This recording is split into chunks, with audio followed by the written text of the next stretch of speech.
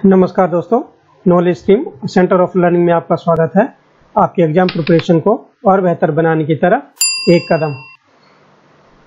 दोस्तों, आज जो लेक्चर 3 है इकोलॉजी और एनवायरनमेंट के अंतर्गत, जो कि फोकस करता है ग्रीन हाउस गैसेस के ऊपर। इससे पहले के 2 लेक्चर में हमने जो फर्स्ट लेक्चर है उसमें ग्रीन हाउस इफेक्ट के बारे में जाना, ग्रीन हाउस इफेक्ट क्या होता है और कौन कौन से जो प्रमुख कारण है, प्रमुख रीजन है ग्रीन हाउस इफेक्ट के, उसके बारे में डिस्कस किया था। उसके बाद हम जो लेक्चर सेकंड था उसमें ग्लोबल वार्मिंग के बारे में और उससे जुड़े कुछ मुद्दों के बारे में डिस्कस किया था कि कौन कौन से कारक हैं ग्लोबल वार्मिंग के और उनसे क्या क्या प्रभाव हो सकते हैं। और साथ ही कुछ संस्थाओं के बारे में जाना था, लाइक आईपीसीसी की हम बात कर लेते हैं, inter government panel on climate change, जो 1988 में जिस पैनल का गठन किया गया था 2 संस्थाओं के द्वारा, जिसमें वर्ल्ड मेटीरियोलॉजिकल ऑर्गेनाइजेशन और यूनाइटेड नेशन एनवायरनमेंट प्रोग्राम, ये दोनों संस्थाएं शामिल थी। अगर आपने नहीं देखा तो प्लीज उसको जाकर देख लेते हैं। और आज हम स्टार्ट करेंगे, जो प्रमुख हमारा फोकस रहेगा आज के लेक्चर में, वो ग्रीन हाउस गैसेस के बारे में रहेगा और कौन कौन सी गैसेस एनवायरनमेंट में होती हैं जिनको ग्रीन हाउस गैसेस बोलते हैं और उनके प्रमुख सोर्स क्या हैं जहां से ग्रीन हाउस गैसेस पैदा होती हैं और एटमॉस्फेयर में रिटेन रहती हैं और एटमॉस्फेयर के टेम्परेचर को बढ़ाने में, यानी ग्लोबल वार्मिंग में इनका बहुत बड़ा योगदान है। चलिए स्टार्ट करते हैं आज का लेक्चर। लेक्चर स्टार्ट करने से पहले आपसे अनुरोध है, नॉलेज स्ट्रीम को जरूर सब्सक्राइब कर लें और इन्हें नेक्स्ट वीडियो की नोटिफिकेशन के लिए बेल आइकन को जरूर दबा लें। इसे दोस्तों के बीच में जरूर शेयर करें जो भी एग्जामिनेशन की तैयारी से जुड़ा हुआ है। तो जैसा कि ग्रीन हाउस गैस बेसिकली एक बेसिक डेफिनेशन की अगर हम बात करते हैं कि ग्रीन हाउस गैस होती क्या है, तो green house gas is a gas in atmosphere. ये एटमॉस्फेयर यानी वातावरण में मौजूद एक गैस है जो एब्जॉर्ब करती है और साथ ही साथ एमिट करती है रेडिएशन को। कौन कौन से? जो थर्मल इंफ्रारेड रेंज की जो रेडिएशन होती हैं उनको एब्जॉर्ब करती हैं और एमिट करती हैं। और यहाँ पर एक जो बेसिक पॉइंट है वो है कि long wavelength thermal infrared radiation को ये एब्जॉर्ब और एमिट करती हैं और इनकी जो प्रॉपर्टी होती है वो होती है हीट को ट्रैप करने की और दोबारा उसको रिफ्लेक्ट करने की धरती पर, जिसकी वजह से धरती का टेम्परेचर बढ़ जाता है और एक कांस्टेंट स्पीड से इसका इंक्रीज हमको देखने को मिल रहा है। जैसे कि हम फिगर में देख पा रहे हैं, जो एक रेडिएशन आ रहा है सूरज की रोशनी से और धरती पर इफेक्ट होकर जो गैसेस हैं वो उसको ट्रैप कर पा रही हैं और दोबारा उसको धरती के एटमॉस्फेयर में रिलीज कर पा रही हैं, जिसकी वजह से धरती का टेम्परेचर इंक्रीज हो रहा है। This process is a fundamental cause of green house effect. ये जो प्रोसेस है यही एक प्रक्रिया है ग्रीन हाउस प्रभाव के मूल कारण की। यहाँ पर जो सूरज की जो रोशनी उसके साथ जो विकिरण आ रहा है, जो रेडिएशन आ रहा है, वो शॉर्ट रेंज वेवलेंथ की है और जो रिफ्लेक्ट होके लॉन्ग वेव रेंज की जो रेडिएशन है उसको एब्जॉर्ब कर लेते हैं। गैसेस का जो एटमॉस्फेयर के एक रिंग बना हुआ है और फिर उसको रिलीज करती हैं धरती के एटमॉस्फेयर में, वो लॉन्ग रेंज वेवलेंथ के रूप में रिलीज करती हैं और इस प्रॉपर्टी यही है कि इसको हीट को ट्रैप रखती हैं। अब हम जान लेते हैं कि ग्रीन हाउस गैसेस बेसिकली कौन कौन सी हैं जो इस ग्रीन हाउस इफेक्ट के प्रमुख कारक के रूप में जानी जाती हैं। तो सबसे पहले अगर हम जानते हैं तो जो प्रमुख ग्रीन हाउस गैसेस है वो है वाटर वेपर, जो एटमॉस्फेयर में हमारे लार्ज क्वांटिटी में मौजूद है। It is a green house gas और ये एक ग्रीन हाउस गैस है। दूसरे नंबर पर आती है कार्बन डाइऑक्साइड। कार्बन डाइऑक्साइड एक बहुत ही महत्वपूर्ण ग्रीन हाउस गैस है, चूंकि ये एटमॉस्फेयर में इसका जो कंसंट्रेशन है एक्चुअली वो तो 0.03% है, लेकिन इसकी जो प्रॉपर्टी है इसको हीट को ट्रैप करने की बहुत ही ज्यादा है और इसकी वजह से ग्लोबल वार्मिंग का प्रभाव बढ़ रहा है। थर्ड गैस है जो मीथेन है। मीथेन भी एक इंपोर्टेंट ग्रीन हाउस गैस है। फोर्थ की हम बात करते हैं तो नाइट्रस ऑक्साइड N2O, ये ग्रीन हाउस गैस है। एक दूसरी गैस है जो NO2, ये नाइट्रोजन डाइऑक्साइड है, वो बेसिकली एक एयर पॉल्यूटेंट गैस है, उसको हम एयर पॉल्यूशन में डिस्कस करेंगे, तो इन दोनों में कंफ्यूज नहीं होना है। ये N2O है, नाइट्रस ऑक्साइड इसको बोला जाता है, जो कि ग्रीन हाउस गैस है। इसकी भी प्रॉपर्टी होती है कि ये जो हीट है उसको ट्रैप कर लेती है और रिटेन रखती है और एटमॉस्फेयर में तुरंत जो है उसको रिफ्लेक्ट कर देती है। वहीं अगर हम 5वीं गैस के बारे में बात करते हैं, वो ओजोन है। ओजोन भी एक type of green house gas है जो इस प्रॉपर्टीज को फॉलो करती है और ग्लोबल वार्मिंग इफेक्ट में अपना कंट्रीब्यूशन देती है। वहीं अगर लास्ट गैस की हम बात करते हैं वो है CFC यानी क्लोरोफ्लोरोकार्बन।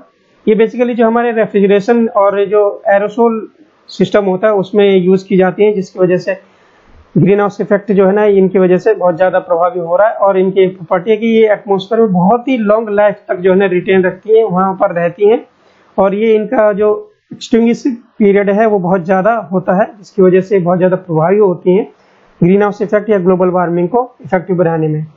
तो प्राइमरी ग्रीन हाउस गैसेज जैसे हमने अर्थ एटमॉस्फेयर में डिस्कस किया, तो ये बेसिकली 6 हैं, इनको याद रखिए, एग्जामिनेशन में बहुत ही ज़्यादा पूछी जाती है।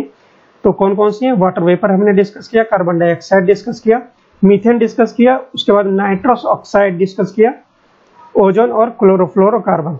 तो हम आज इस लेक्चर में सीरीज से एक एक गैस के बारे में डिस्कस करेंगे और साथ साथ जानेंगे कि इनके प्रमुख स्रोत क्या है, कहाँ कहाँ से पैदा होती हैं और इनका जो लाइफ साइकिल है वो कितना है। अगर हम बात करते हैं कि रिलेटिव कंट्रीब्यूशन की, हम बात करते हैं कि इन ग्रीन हाउस गैसेस का बेसिकली कंट्रीब्यूशन कितना होता है एटमॉस्फेयर में, तो अगर एनसीईआरटी की हम बात करते हैं तो एनसीईआरटी के हिसाब से जो 60% कंट्रीब्यूशन है ग्रीन हाउस इफेक्ट का वो कार्बन डाइऑक्साइड के द्वारा होता है। वहीं अगर बात करते हैं मीथेन के बारे में, तो मीथेन का कंट्रीब्यूशन लगभग 20% है ग्रीन हाउस इफेक्ट को और ग्लोबल वार्मिंग को इफेक्टिव बढ़ाने में। वहीं अगर हम क्लोरोफ्लोरोकार्बन की हम बात करते हैं वो 14% के आसपास आता है और वो नाइट्रस ऑक्साइड 6% के आसपास आता है। तो यह 5 गैसों के बारे में एनसीईआरटी में दिया है, लेकिन जो एक प्रमुख ग्रीन हाउस गैस है जो कि वाटर वेपर है, इसके बारे में एक्चुअली कोई फिक्स कंट्रीब्यूशन नहीं है। इसका टेम्परेचर और जो क्लाइमेट होता है या मौसम होता है उसके हिसाब से इसका इफेक्ट बढ़ता जाता है और इसकी रेंज लगभग 27% से लेकर जो है 75% तक जो है इसका वेरी करता है जो कंट्रीब्यूशन है as a green house gas और ग्लोबल वार्मिंग जो इसका कंट्रीब्यूशन होता है वाटर वेपर का।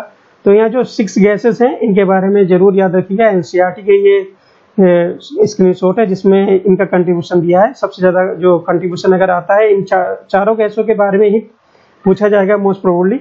तो कार्बन डाइऑक्साइड 60% के आसपास, उसके बाद मीथेन, क्लोरोफ्लोरोकार्बन और नाइट्रस ऑक्साइड, और सबसे लास्ट में जो कंट्रीब्यूशन बहुत ही मामूली आता है वो ओजोन का कंट्रीब्यूशन आता है।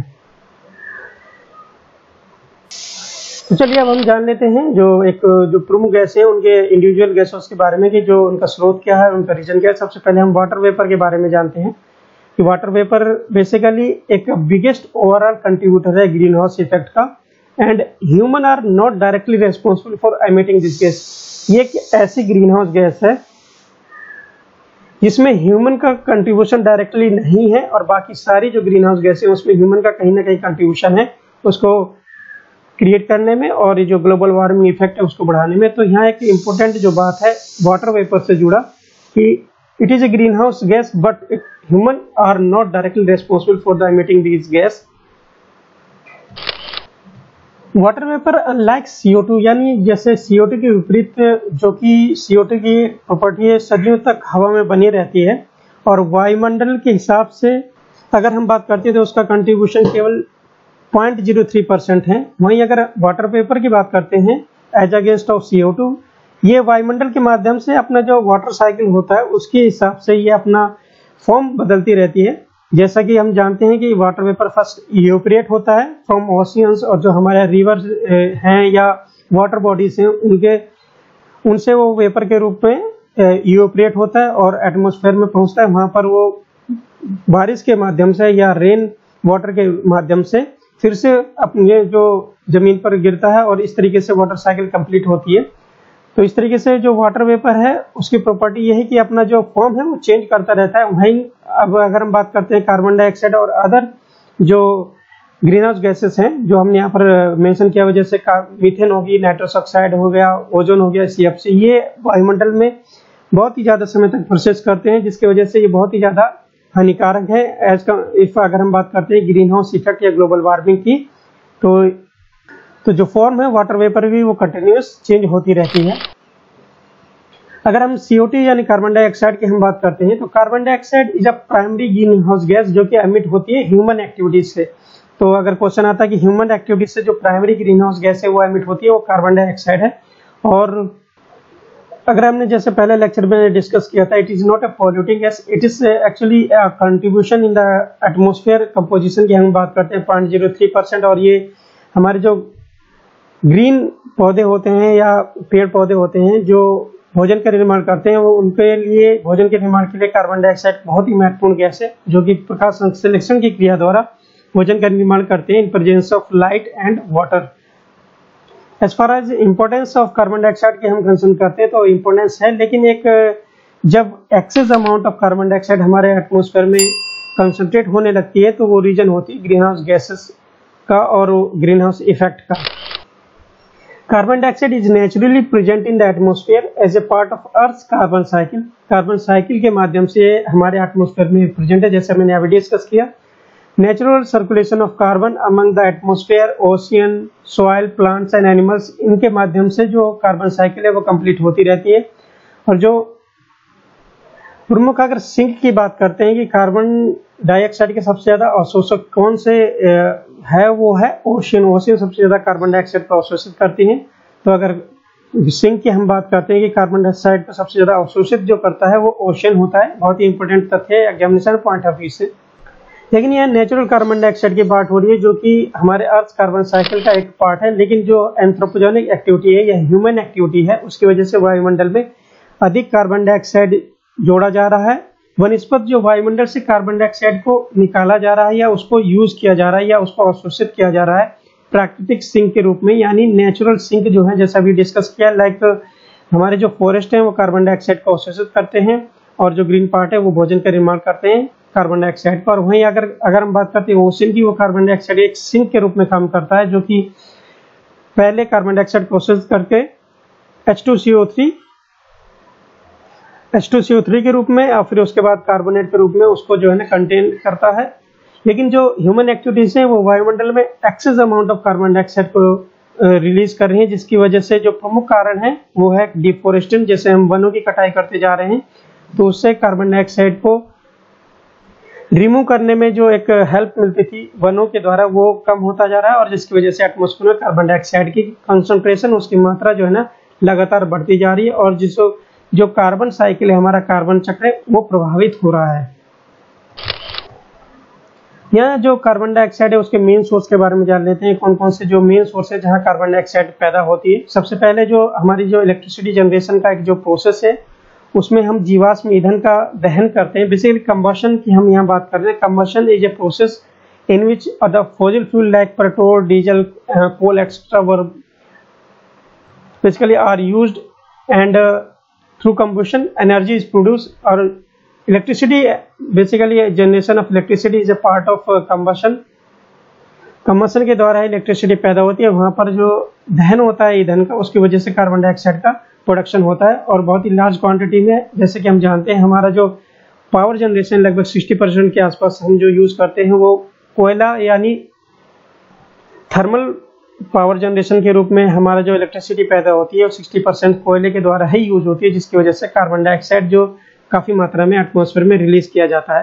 वहीं अगर दूसरे बात करते हैं तो कंबशन ऑफ फॉसिल फ्यूल होता है जो कि पेट्रोल या डीजल, अगर हम व्हीकल में जो यूज करते हैं, गैसोलीन वगैरह यूज करते हैं, डीजल वगैरह यूज करते हैं ट्रांसपोर्टेशन के लिए, वहां पर भी इन जो गैसेज फॉसिल फ्यूल है like petrol, diesel, gasoline etcetera, इनका दहन होता है, कंबशन होता है और जिसकी वजह से जो एग्जॉस्ट गैस हैं उनमें कार्बन डाइऑक्साइड की मात्रा पाई जाती है। तो ये बेसिकली दो प्रमुख सोर्सेस हो गए जो कि कंबशन के द्वारा कार्बन डाइऑक्साइड रिलीज करते हैं। वहीं अगर हम थर्ड सोर्स की बात करते हैं, जो मैनी इंडस्ट्रियल प्रोसेसेस हैं वो भी कार्बन डाइऑक्साइड रिलीज करती हैं। फॉसिल फ्यूल वहां पर भी यूज होता है और इंडस्ट्रियल जो हमारे सेक्टर है वहां पर भी, और उसके द्वारा जो कार्बन डाइऑक्साइड का उत्सर्जन होता है। अगर हम नॉन कंबशन की हम बात करते हैं, जैसे जहां पर कार्बन जो फॉसिल फ्यूल है उनका दहन नहीं होता लेकिन वो तब भी कार्बन डाइऑक्साइड का उत्सर्जन कहते हैं। जैसे हमारा जो सीमेंट इंडस्ट्रीज है वहां पर, यहाँ पर जो कार्बन डाइऑक्साइड प्रोडक्शन होता है नॉन कंबशन फॉर्म में होता है। और वहीं अगर हम लोहा और इस्पात इंडस्ट्री की बात करते हैं या रसायन उत्पादन में भी बात करते हैं तो वहां पर कार्बन डाइऑक्साइड का उत्सर्जन होता है जो कि नॉन कंबशन फॉर्म के रूप में कार्बन डाइऑक्साइड का उत्सर्जन होता है। इस तरीके से यहाँ मेन सोर्स है जो कार्बन डाइऑक्साइड के जो एटमॉस्फेयर में कार्बन डाइऑक्साइड रिलीज करते हैं, उसके बारे में हमने डिस्कस किया। इसके बाद जो नेक्स्ट हमारी ग्रीन हाउस गैसें होती है, जो मीथेन है CH4 जिसका केमिकल फार्मूला है, उसके बारे में जान लेते हैं। जो मीथेन बेसिकली एमिट होती है एटमॉस्फेयर में, और नेचुरल सोर्सेस हैं उसके, जैसे कुछ वेटलैंड होते हैं जो हमारे आर्द्र भूमि होती है वहां से रिलीज होती हैं। कुछ ह्यूमन एक्टिविटीज के द्वारा भी एटमॉस्फेयर में मीथेन का रिलीज होता है। लाइक नेचुरल गैस सिस्टम हो गया, रेजिंग ऑफ लाइफ स्टॉक यानी जो हम पशुधन होता है जो हमारा, वहां से भी उनका जो एक्सक्रीशन होता है मल मूत्र के द्वारा भी जो है मीथेन गैस का उत्सर्जन होता है। और जो हमारी कुछ प्राकृतिक गैस प्रणाली है उसके द्वारा भी मीथेन गैस का उत्सर्जन होता है। अगर हम वेटलैंड की बात करते हैं तो वेटलैंड और द लार्जेस्ट सोर्स, जो हमारी आर्द्र भूमि होती है वो हमारे सबसे ज़्यादा लार्जेस्ट सोर्स है मीथेन के प्रोडक्शन में। बेसिकली जो वेटलैंड होता है वहाँ पर जो बैक्टीरिया होते हैं वो मीथेन का प्रोडक्शन करते हैं। एनएरोबिक प्रोसेस होता है, मतलब in absence of oxygen, oxygen के अभाव में जो क्रियाएं करते हैं बैक्टीरिया, उनको एनएरोबिक प्रोसेस बोला जाता है और उसी के थ्रू वो मीथेन का बेसिकली उत्सर्जन करते हैं। और उसमें जो ऑर्गेनिक मटेरियल है उनका डिकम्पोजिशन होता है इन एब्सेंस ऑफ ऑक्सीजन, जिसकी वजह से मीथेन का प्रोडक्शन होता है और थ्रू बैक्टीरिया। वही अगर हम बात करते हैं स्मॉलर सोर्स में जो मीथेन का प्रोडक्शन होता है वो टर्माइट्स यानी दीमकों के जो घर होते हैं वहाँ पर भी दीमक जो है ना थोड़ी मात्रा में मीथेन का उत्सर्जन करते हैं। एग्जामिनेशन पॉइंट ऑफ व्यू से बहुत ही ज़्यादा इम्पोर्टेंट है कि जो ऑप्शन दे देंगे आपको और उनमें टर्माइट में होगा, लगेगा कि ये नहीं है, लेकिन छोटे स्रोतों की हम बात करते हैं तो दीमक भी मीथेन का उत्सर्जन करती है। वहीं ओशियन सेडिमेंट हो गया, तलछट हो गए, वोल्केनो से भी मीथेन का उत्सर्जन होता है और वाइल्ड फायर, जो भी जंगल में आग लग जाती है उसके द्वारा भी मीथेन का उत्सर्जन होता है। तो ये प्रमुख जो छोटे सोर्स है मीथेन के उत्सर्जन में वो यहाँ पर मेंशन किया हुआ है। अगर हम थोड़े और डिस्कस करते हैं जो प्रमुख मीथेन के जो सोर्सेस होते हैं, मीथेन को हम मार्स गैस के नाम से भी जाना जाता है। कभी कभी एग्जामिनेशन में पूछा जाता है मार्स गैस क्या होती है, तो मीथेन को ही मार्स गैस के रूप में जाना जाता है। हमारे जो पैडी फील्ड होते हैं यानी धान के खेत होते हैं, वहाँ पर हम जब पैडी को उगाया जाता है तो उसको पानी से फिल कर दिया जाता है, जिसकी वजह से वहाँ मीथेन का उत्सर्जन होता है। तो एक इम्पोर्टेंट पॉइंट है पैडी फील्ड या धान के खेत जो मीथेन का उत्सर्जन करते हैं। वेटलैंड गीली भूमि हमने डिस्कस किया, मार्सलैंड के द्वारा भी जो है ना मीथेन का उत्सर्जन होता है। बर्निंग ऑफ फूड, लकड़ी का जलना या जंगल में जो आग लगती है फॉरेस्ट फायर, उसके द्वारा भी मीथेन का उत्सर्जन होता है। लैंडफिल होता है जो भूमि भरण बोलते हैं, जिसके जो हमारा जो घरों का अवशिष्ट पदार्थ होता है वो देखा होगा आपने, जो सिटी के बाहर एक काफी एरिया में कूड़ा जमा हो जाता है और बारिश पड़ती है तो वहां से जो गैसेस निकलती है उनमें काफी मात्रा में मीथेन होती है। तो लैंडफिल वाला एरिया भी जो इम्पोर्टेंस एक एरिया है जो मीथेन के उत्सर्जन में काफी ज्यादा योगदान देता है। वहीं वाटर लॉक्ड लैंड होते हैं यानी पानी बंद भूमि, जो भी हमारे जैसे तालाब हो जाते हैं या कोई एक पोखर होते हैं जहाँ पर काई वगैरह जम जाती है, इस तरह के जो रीजन होते हैं वहां पर भी जो उत्सर्जन होता है वो मीथेन का होता है और काफी मात्रा में ये कंट्रीब्यूट करता है मीथेन को उत्सर्जित करने में और जो ग्रीन हाउस गैस है उसको बढ़ाने में। तो इस तरीके से दोस्तों आज के लेक्चर में हमने जो 3 गैसें हैं मोस्ट प्रोबेबली, जो वाटर वेपर, कार्बन डाइऑक्साइड और मीथेन, उनके बारे में डिस्कस किया और जो उनके प्रमुख स्रोत हैं उनके बारे में भी लार्ज वे में डिस्कस किया। और ये एग्जामिनेशन पॉइंट ऑफ व्यू से बहुत ही ज्यादा महत्वपूर्ण है। इनके स्रोतों के बीच में बारे में पूछा जा सकता है कि कार्बन डाइऑक्साइड या मीथेन के जो प्रमुख स्रोत हैं, ये जो टर्माइट है, दीमक की हम बात करते हैं, एग्जामिनेशन में काफी बार पूछा गया है और इसी को जो है ना स्टूडेंट्स गलत करके आते हैं, तो इस चीज को ध्यान रखिएगा। नेक्स्ट लेक्चर में हम जो बाकी 3 गैसेज हैं ग्रीन हाउस गैस, उनके बारे में डिस्कस करेंगे, जिनमें नाइट्रस ऑक्साइड, ओजोन और फ्लोरोकार्बन, इनके सोर्स के बारे में भी जानेंगे। आज का लेक्चर आपको कैसा लगा प्लीज कमेंट बॉक्स में जरूर बताइएगा। नॉलेज स्ट्रीम से जुड़ने के लिए धन्यवाद।